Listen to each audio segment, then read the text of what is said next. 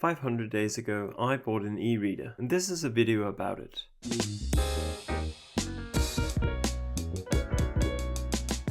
It's often said that taking notes by hand is better for learning, better for long-term retention. I love writing, it's what I do every day. I love the sound and feel of the pen traveling across the page. But in a digital age, reading physical books and articles and scribbling through notebooks comes at a cost. I mean, having a commonplace book or diary is great, but for work, practicality beats idealism. It's the same for reading. I love physical books and articles, but printing several articles a day, only to skim through most of them, isn't great. Too much to carry, too much to organize, too much to have easily accessible. So, I bought a tablet, hoping to solve this problem. So did it? Well, that's what I'll answer in this video, as well as whether I think it's a genuine substitute for pen and paper. But let's first talk about the device. This is the Note Air 3, which I bought new for just under $400, that's excluding the cover. Here's a quick overview of the specs. A 10.3-inch touchscreen with a resolution of 1872 by 1404, an 8-core 2.4 GHz processor, 4 GB of RAM, 64 GB of storage, an expansion slot for microSD, Wi-Fi and Bluetooth, and it runs Android 12. But what really matters is the experience. How does it actually feel to use? So, there's the writing experience and the reading experience. Other aspects include portability, design and battery life, but we'll get to those. Let's first talk about the screen. It's front lit and it gets quite bright. There's a few different modes and you can make a custom one if you'd like.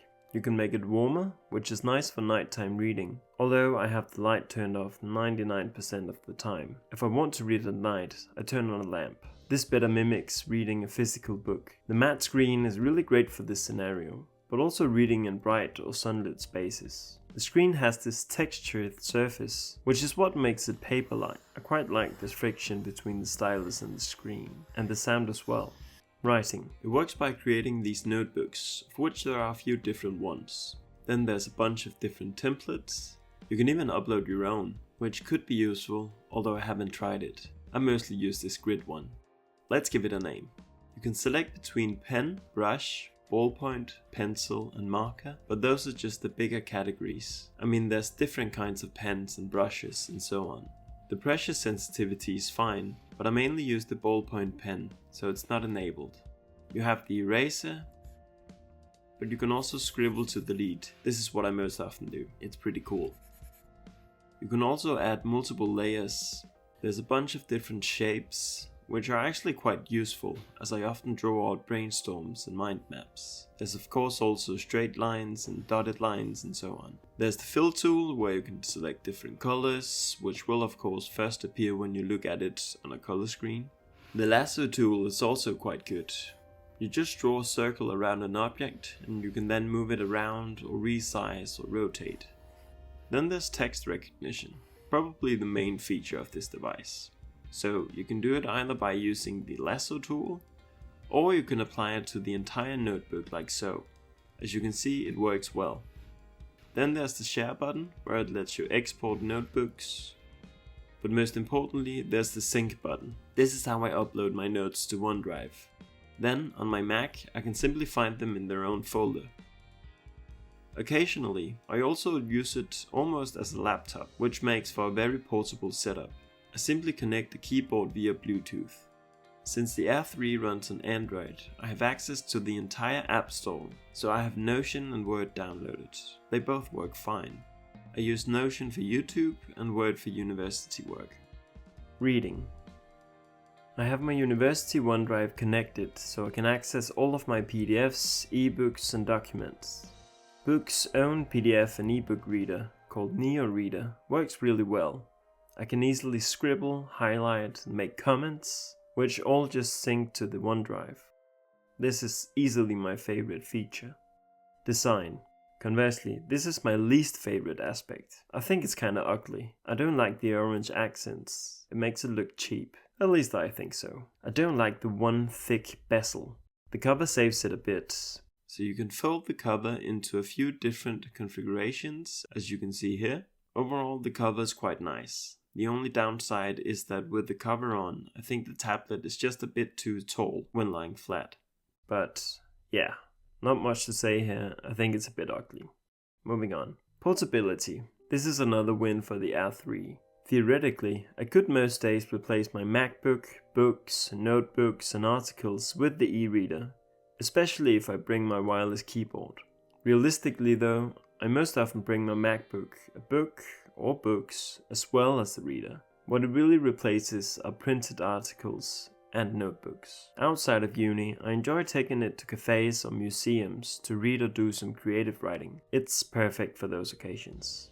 Battery life. Since I don't use the front light, I can go a couple of weeks between charges. I also like that it uses USB-C, as I pretty much always carry one in my bag, so even if it dies, I can just charge it right there. Conclusion. So, what's the verdict after 500 days? Well, before I bought it, I wanted it to solve 3 problems, namely accessibility, organization and portability. Again, syncing it with my work OneDrive just works great. This cross-compatibility makes all of my files easily accessible, and it plays well with my MacBook, which is important. Organization. So I'll admit that I primarily use the eReader as that, a reader, to read and annotate texts. I spend less time writing notes in Boox software. Still, when I do, it's a nice experience. Portability. Not much to say here. It's perfect for a lighter setup. So that brings us to the final question. Can it actually replace physical books and notebooks? Well, no. No, it can't. I still love reading real books and writing with my favorite pen. Still, I use the tablet every day. For me, it's not a replacement, but more of an addition, a complement. It won't make you a productivity god, but it can help you work in a more distraction-free environment, in that you can use it, just to read or take notes, or as more of a laptop, as I showed before, using Notion and Word. Okay, that's all for now. Thank you so much for watching. Oh, and thanks for all the great recommendations in the comments to my last video. I'm already working on a new one, following all of your advice and suggestions. It'll be out next week, I think.